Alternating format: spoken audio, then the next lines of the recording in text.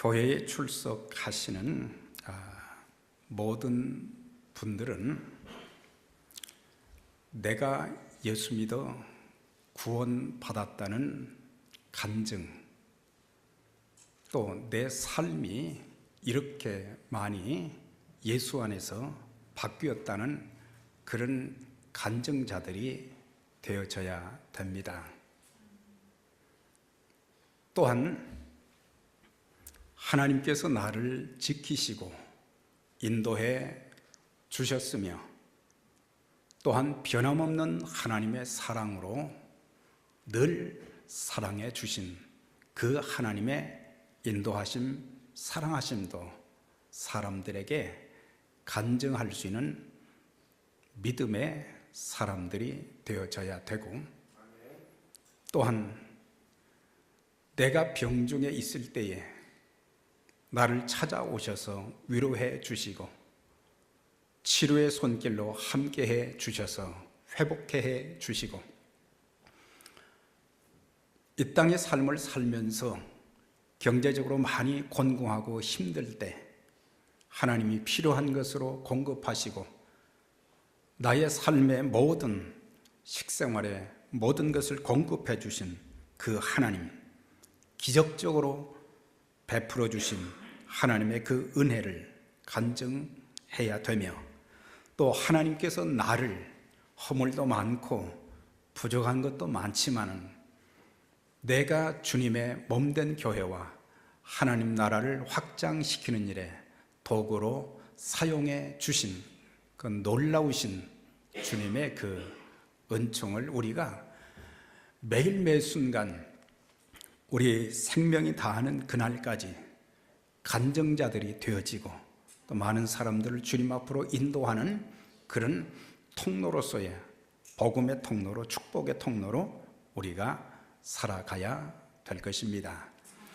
오늘 우리가 이 봉독한 본문 말씀에는 여호수아가 이제 110세가 되어서 죽음을 앞두고 14절부터는 그러므로 내가 이제 말한다, 마지막 유언적인 설교를 남기기 전에 아브라함 때부터 시작해서 자기 마지막 인생의 때까지 하나님께서 그 백성들을 선택하시고, 또한 그 백성들에게 행하신 놀라운 일들이 어떤 것들이었는가, 중요한 세 가지를 증언하는, 간증하는 그런 내용이 여기에 담겨 있는 것을 보게 됩니다.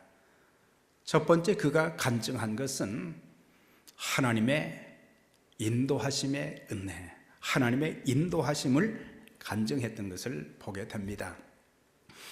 그래서 믿음의 조상이었던 아브라함을 거기에서 거론하면서 그의 아버지 데라는 우상을 섬기는 자였고, 우상을 만들어서 파는 자였는데 평생 그의 후손들이 우상을 섬길 수밖에 없었는데 하나님이 그 가운데서 아브라함을 부르셔서 끌어내셔서 갈대아 우에서 끌어내셔서 인도해 주신 것이 가나안 땅이었습니다. 가나안 땅에서 하나님께서 또 그에게 씨를 주셨는데 그게 이삭이고, 또 이삭을 통해서 야곱과 에서도 주셨고, 또 후에 야곱이 요셉이 살고 있던 애굽 땅으로 이민을 가게 되었고, 거기서 430년을 압제 속에서 지냈지만 그들을 구출시키기 위해서, 그들을 해방시키기 위해서 하나님께서는 아론과 모세와 아론을 보내셨고, 거기에 10가지 재앙을 통해서 그들을 기적적으로 이끌어내 주셨던 것. 그 다음에 애굽에서 나오기는 했지만은 하나님께서 홍해바다로 인도하셨는데 진퇴양난의 그런 참 상황 가운데, 어찌할 수 없는 그런 상황 가운데 하나님께서 바다를 육지처럼 건너게 해 주셨고, 또한 광야의 길 40년을 이렇게 생활하는 동안 하나님께서는 필요한 양식도, 필요한 물도, 필요한 의복도 모든 것을 주시면서 대적들의 침략도 많이 있었지만 그것도 막아주시고, 그래서 아브라함 때부터 시작해서 또 자기 모세 때까지, 그리고 또 자기를 모세 대신 지도자로 세우셨는데, 요단강을 건너게 한 것도, 그 다음에 아모리 사람이 살던 땅이다. 물론 아모리는 그 가나안 땅에는 여러 부족들이 있었어요. 그래서 아모리족 하면 그것은 가나안 땅의 족속들을 말한다, 그렇게 이해하면 되는데, 가나안 땅에 들어가기까지, 정복하기까지의 모든 과정을 돌아보면은 하나님의 선하신 인도하심이 있었다. 하나님의 은혜 중에, 그 큰 은혜 중에 하나가 하나님의 인도하심이라, 그렇게 간증하고 있는 것을 볼 수가 있어요. 우리가 잘나서, 우리가 잘 싸워서, 우리가 건강해서가 아니고, 모든 것을 보게 되면 하나님께서 선택하신 그 백성들 한 걸음 한 걸음 인도해 주셔서 기가 막힌 방법으로 인도해 주신 것을 그가 간증하고 있습니다. 왜 하나님께서 그 백성들을 선택하여 주셨을까? 아브라함도 어떤 선택받을 만한 조건도 없었고, 이스라엘 민족도 선택받을 만한 특별한 무슨 자격이 있는 것은 아니었어요. 그렇지만 하나님의 목적이 계셔서 그들을 선택하시고 인도해 주셨던 것은, 그들을 통해서 하나님이 하시고자 하는 일들, 하나님의 목적을 이제 이루는 일에 그들을 쓰시기 위해서 인도하시고 은혜를 베풀어 주셨다는 것을 알 수가 있습니다. 이사야 49장 3절에 보면 내게 이르시되 너는 나의 종이요 내 영광을 내 속에 나타낼 이스라엘이라 그랬어요. 여기에서 이제 구약에서 여호와의 종 그러면은 첫째로는 장차 이 땅에 육신의 몸을 입고 오실 예수 그리스도를, 이사야 53장에 있는 내용을 종이라는 표현으로 여호와의 종이다 그랬어요. 그러나 또 다른 곳에 보면은 하나님의 선지자들을 종으로 부르기도 했고, 더 나아가서는 이스라엘 백성들 전체를 종이라 그렇게 불렀어요. 종이라 부른 그 이유, 왜 종으로 불러주셨는가? 그것은 하나님의 일을 하게 하기 위해서, 하나님의 도구로 쓰시기 위해서 그들을 선택하시고 종으로, 그러니까 하나님이 하라고 하는 그 일만 하도록 하기 위해서 종으로 불러주셨다. 우리가 신약의 사도 바울이 서신서를 쓰면서 맨 서신서 앞부분마다 문안 인사가 나오는데, 거기에도 보면 예수 그리스도의 종 바울은 항상 종이라는 단어를 썼어요. 물론 그 종이라는 원 뜻은 노예라는 뜻입니다. 그러니까 자기의 것을 주장할, 자기 의견을 주장하는 자가 아니라 주인의 말에 절대 복종하면서 주인이 원하시는 일만 하는 자다, 그런 뜻이에요. 그래서 구약이나 신약적인 개념으로 보게 될 때에 하나님이 그 백성들을 종으로 부르셨다는 그 의미 속에서는 하나님이 하시고 난 일들, 하나님의 영광과 그 아름다움, 그분의 위대함을 온 세상에 전하는 통로로 쓰시기 위해서 그들을 부르셨다는 것을 알 수가 있어요. 그러면서 신약에 와서 사도 베드로는 베드로전서 2장 9절에 왜 하나님이 우리를 선택하시고 우리를 인도해 주신 목적이 어디가 있는가, 그걸 이렇게 말하고 있어요.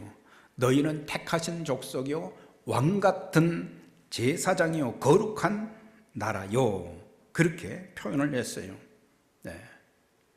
사실 이스라엘 백성들도 이스라엘 역사를 살펴보면 늘 우상 숭배, 하나님을 거스리고 하나님의 말씀에 불순종하는 그런 일만 계속했고 하나님의 마음을 많이 아프게 했었지만, 그런 가운데도 그들을 선택하시고 그들을 또 사랑하시는 그 사랑은 변함이 없으셨어요. 잘못했을 때는 매를 치시기는 했지만은, 그러나 그들에 대한 하나님의 사랑은 변함이 없었어요. 마찬가지로 오늘 우리들도 보면 과거 예수 믿기 전에 우리의 삶은 허물과 죄로 죽었던 우리들이다 그랬어요.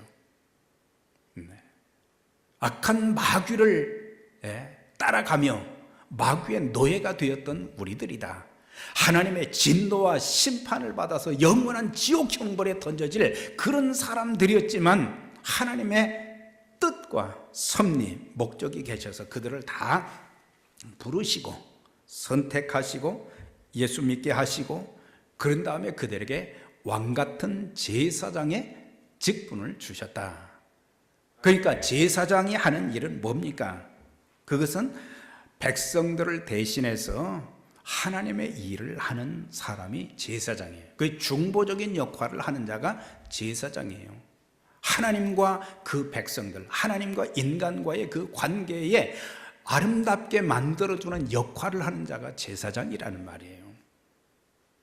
그러니까 구약시대나 또 신약의 초기에는 이건 목회자들만 이제 제사장이다 그러는데 이 사도 베드로는 모든 그리스도인들, 예수님을 영접한, 구세주와 주님으로 영접한 하나님의 자녀들 모두가 왕같은 제사장들이다.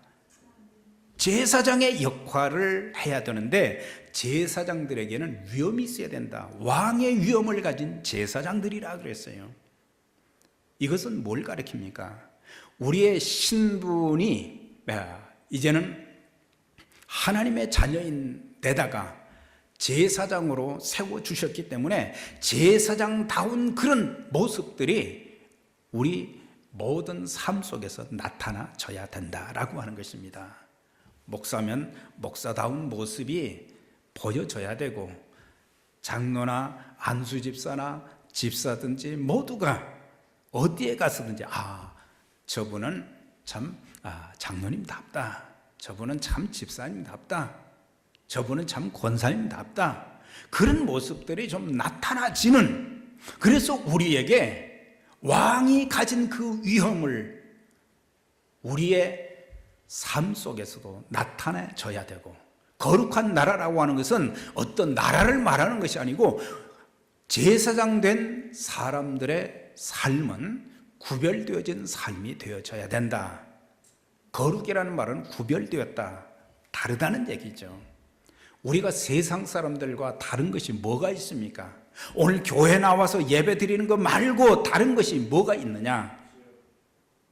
우리가 이것을 알면 우리가 세상에서의 삶을 함부로 살지는 않게 될 것입니다. 하나님이 왜 우리를 선택하셨는가? 허물이 많고 죄가 많고 불순종하고 하나님의 진노와 징계와 저주를 받아야 마땅함에도 불구하고 왜 우리를 이렇게 인도해 주셨는가? 그것은 하나님의 목적을 이루는 일에 쓰임받도록 하기 위해서다. 거기 말씀 이렇게 나왔잖아요. 이는 너희를 어두운 데서 불러내어 그의 기이한 빛에 들어가게 하신 아름다운 덕을 선전하게 하려 함이니라. 아름다운 덕이라는 것은 바로 예수 그리스도의 복음을 가리키는 거예요. 우리에게 복음 전할 사명을 주셨다. 왜 제사장 삼아 주셨는가? 기이한 빛에 들어가게 하신 아름다운 덕을 선전하게 하려 함이라. 그래서 우리는 늘 예수 선전관들이 되어져야 된다. 우리가 입을 딱 다물고 있으면 안 되는 거죠. 예수 믿는다고 하면서도 아무도 내가 예수 믿는지 모른다고 하면은 그거는 하나님의 뜻을 이루는 도구가 아니라는 그런 얘기예요. 누구를 만나든지 예수님은 나의 구세주와 주님이십니다. 예수님은 나와 함께 하시며 내 삶을 인도해 주시고 나를 통해서 하나님의 뜻을 이루는 그런 도구로 계속해서 지금도 쓰고 계시다고 하는. 저는 가끔 강단에 엎드려서 이렇게 기도할 때 기도하기 전에 먼저 제 자신을 이렇게 쭉 돌아봅니다. 과거 내가 어떤 상태에 있던 사람인가? 무슨 큰 범죄를 저질렀거나 그런 적은 한 번도 없어요. 그렇지만은 내 자신을 돌아볼 때에 집안에 예수 믿는 사람도 하나도 없고, 양쪽 집안을 통해서 예수 믿는 사람이 하나도 없는데 제가 예수님을 처음 믿게 되었단 말이죠.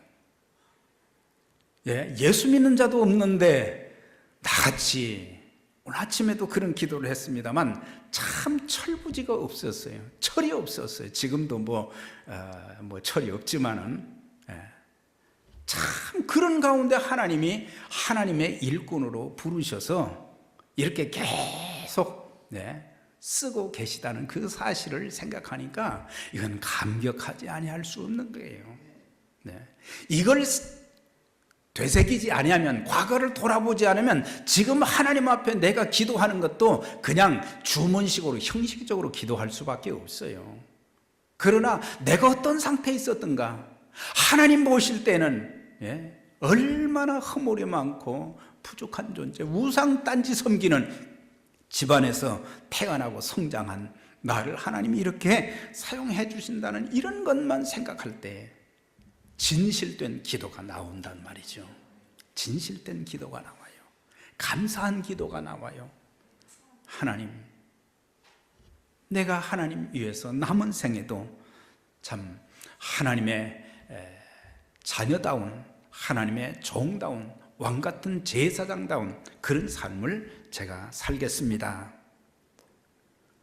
그래서 그런 가운데 지난 수십 년을 이렇게 돌아보면은 그분은 선한 목자가 되셔서 한 걸음 한 걸음 인도해 주시고, 목자가 양을 이제 푸른 초장으로 잔잔한 시냇가로 인도하는 것처럼 나의 삶을 인도해 주시는데, 여호수아도 지난 110년 동안의 그런 인생을 돌이켜 볼 때에 하나님이 친히 목자가 되셔서 자기 자신도 인도해 주셨고, 이스라엘 백성들도 그렇게 인도해 주셨고, 그 인도하신 은혜를 하나님 앞에 감사하면서 간증하는 내용이 바로 2절부터 8절까지 쭉 나와 있는 것을 보게 됩니다. 아브라함, 모세, 여호수아 그 백성들을 인도해 주신 하나님께서 여러분들의 남은 생에도 우리 하나님께서 선한 목자가 되셔서 아름답게 인도해 주실 것을 믿습니다. 그 다음에 이제 두 번째 간증한 것은 뭐냐면 하나님의 사랑을 간증한 것이 10절에서 12절까지 나와 있어요. 이스라엘 백성들이 이렇게 살아가는 동안 여러 가지 주변 민족들이 늘 침략을 했고 힘들게 만들었고 공격을 했어요. 그런데 그때 당시 모압 왕 발락이 그랬어요. 모압은 창세기 19장에 보면 롯이 자기의 딸들과 이렇게 하나 돼서 낳은 아들이 둘이 있어요. 큰 딸과 작은 딸에게서 낳은 아들이, 큰 아들이 모압이고 둘째가 암몬이에요. 그런데 그 후손들이 이제 가나안 땅에서 큰 민족이 된 거예요. 그래가지고 이스라엘을 공격을 계속했어요. 그런데 하다가 안 되니까 모압 왕 발락이 발람 선지자를 돈을 주고 샀어요. 높은 자리도 보장하고 돈도 주겠다고 이제 그러면서 이스라엘을 좀 저주를 해라 그랬어요. 저주를 하라 그랬어요. 그때 발람이 그들을 저주하려고, 하나님이 택하신 백성들을 저주하려고 그렇게 했는데 하나님이 막으셨어요. 4번씩이나 저주하려고 그러는데 하나님이 그걸 막으셨어요. 그리고 계속 축복을 하는 거예요. 그 축복을 하니까 발락이 뭐라고 얘기합니까? 내가 너에게 돈을 주고 높은 자리를 약속하고 한 것은 이스라엘을 저주하라고 한 것인데 어찌 그렇게 축복만 하느냐? 그랬더니 그가 이렇게 말합니다. 하나님이 저주하지 아니하신 자를 내가 어찌 저주하며, 하나님이 저주하지 말라고 했는데 내가 어떻게 저주를 하겠느냐 이거예요. 하나님께서 꾸짖지 아니한 자를 내가 어찌 꾸짖을 수 있겠느냐. 그러면서 발람이 계속해서 말합니다. 여호와께서 내 입에 주신 말씀을 내가 어찌 말할 수 없으랴. 하나님이 그 민족을, 발락은, 모압 왕 발락은 저주하라고 했지만 하나님께서 계속 내 입에 말씀을 주시는 것은 자꾸 축복하라 그러는데 내가 어찌 축복하지 않을 수 있겠느냐? 유혹을 받은 것은 있지만 그러나 하나님의 말씀을 제대로 들었어요. 하나님 말씀을 무시하지 않았어요. 하나님이 주신 말씀대로 저주하라고 했지만 축복하는 그런 발람을 보면서 내가 축복할 것을 받았으니 그가 주신 복을 내가 돌이키지 않을 것이다. 절대로 나는 저주할 수 없다. 하나님이 막아주신 거예요. 인간의 계획, 인간의 뜻은 모두가 허설하는 것을 가르쳐 주고 있어요. 인간이 아무리 자기의 일을 잘 경영한다고 할지라도 하나님이 함께 하시고 하나님 복 주시지 않으면 안 된다는 것을 가르쳐 주고 있어요. 마음의 경영은 사람에게 있어도 우리가 마음으로 내가 이렇게 해야 되겠다, 이렇게 운영해야 되겠다 그렇지만은 하나님의 뜻 가운데서 모든 것들을 인도해 주시는데 사람이 자기의 길을 계획할지라도 그 걸음을 인도하시는 이는 여호와시다 그랬어요. 여호와시다 그랬어요. 우리가 인간관계에서도 종종 힘든 관계를 만날 때가 있어요.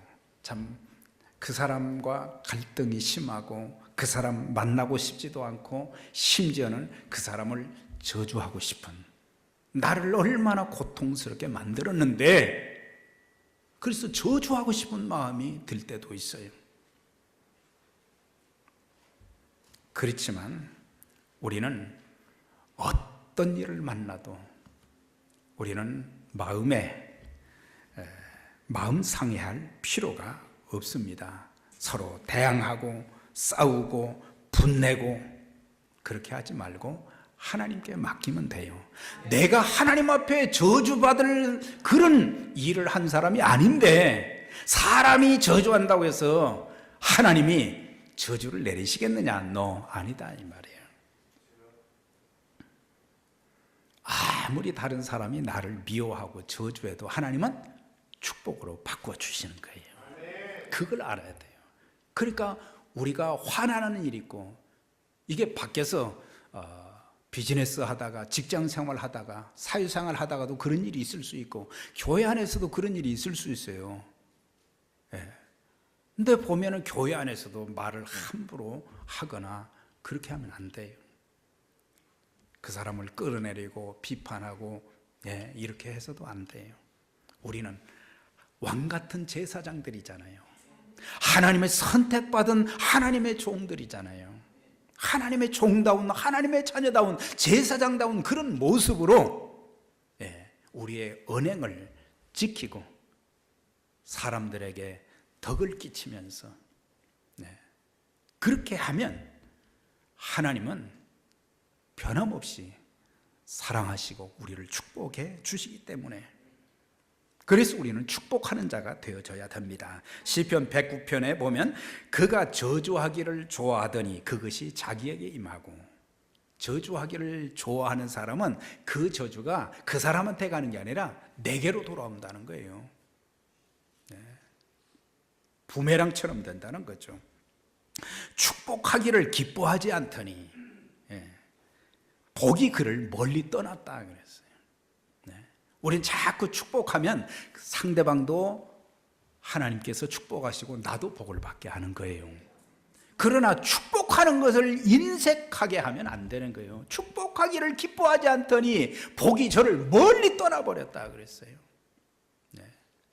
복 주시옵소서 찬송한다고, 복 주시옵소서 기도한다고, 물론 그런 기도가 필요하지만 내 삶의 행위를 고치지 않고 하나님 앞에 내가 바로 서지 않고 복 주시옵소서 이런 것은 합당한 것이 아니에요. 내가 복 받을 자가 되지도 못하면서 복 주시옵소서 아니란 말이죠. 저주하기를 옷 입듯 하더니 저주가 물같이 그 몸속으로 들어가며 기름같이 그 뼛속으로 들어갔나이다 그랬어요. 두려운 말씀이잖아요. 하나님이 사랑하시는 사람을 사람이 어떻게 할 수 없는 거예요. 창세기 37장에 보면 요셉은 형들이 요셉이 꾼 꿈 때문에 그를 미워했어요. 네.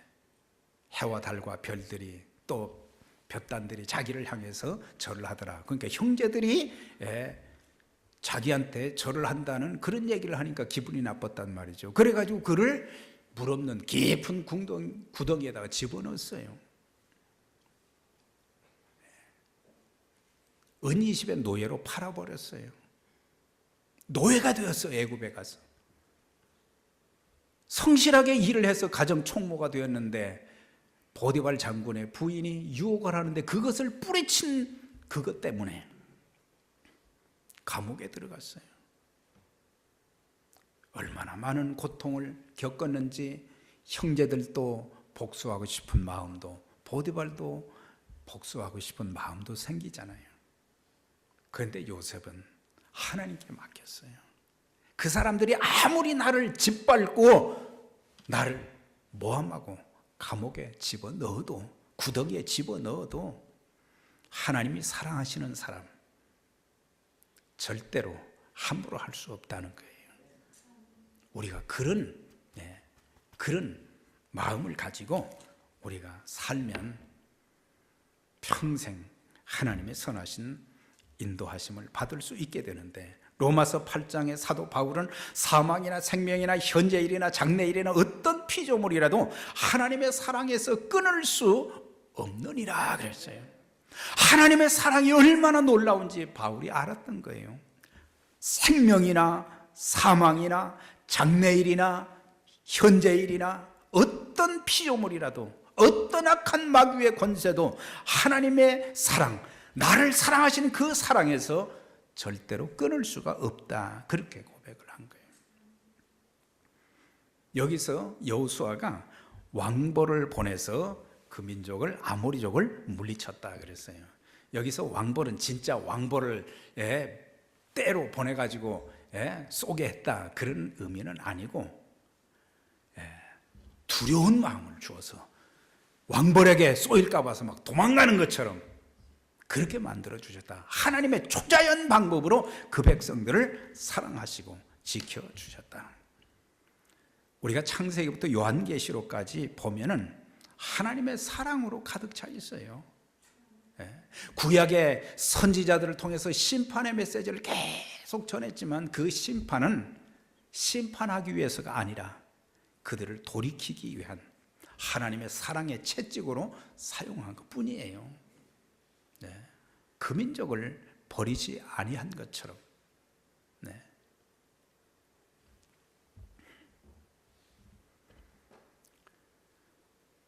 우리 자신들도 돌아보면 하나님을 거역하고 배반하고 불순종하고 우리는 마땅히 징계를 받아야 되고 영원한 지옥불에 들어가야 되지만 하나님이 우리를 정말 사랑하셨어요. 하나님이 세상을 이처럼 사랑하사, 여기서 세상은 우주 자연을 말하는 것이 아니고 사람을 말하는 거죠. 하나님이 이 세상에 있는 사람들을 사랑하셔서 독생자를 주셨으니 이는 저를 믿는 자마다 멸망치 않고 영생을 얻게 하려 하심이니라.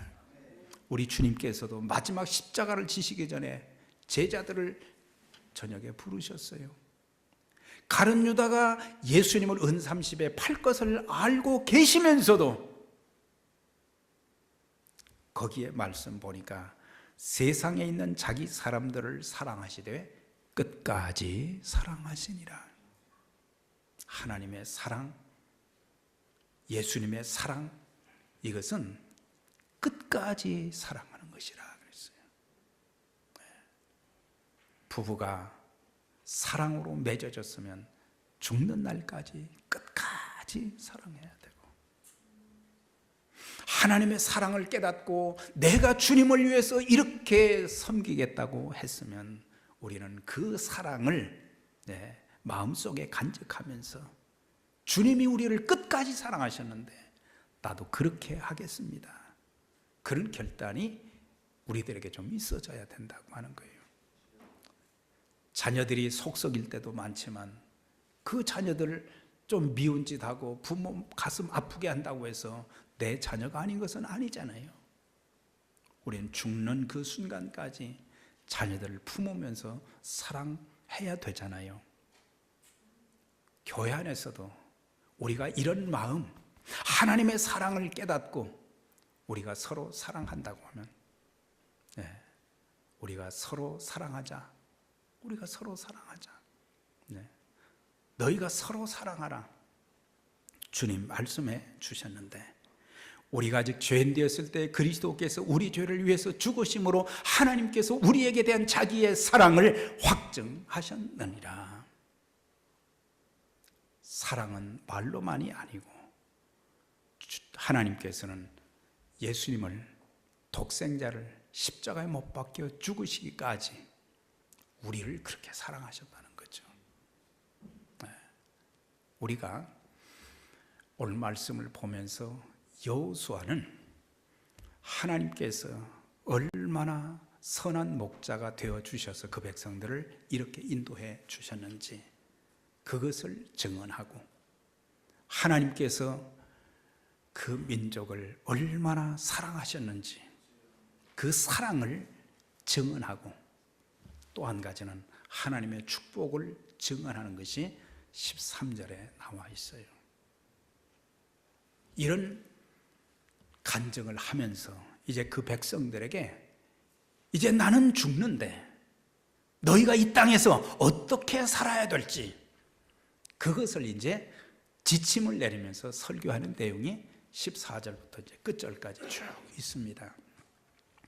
오늘은 우리 모두가 들은 말씀, 하나님께서 그 백성들을 인도하시고 사랑을 베푸시고 축복하신 것처럼 우리의 삶도 돌이켜보면 하나님의 사랑하심, 인도하심, 하나님의 축복하심이 얼마나 많았습니까?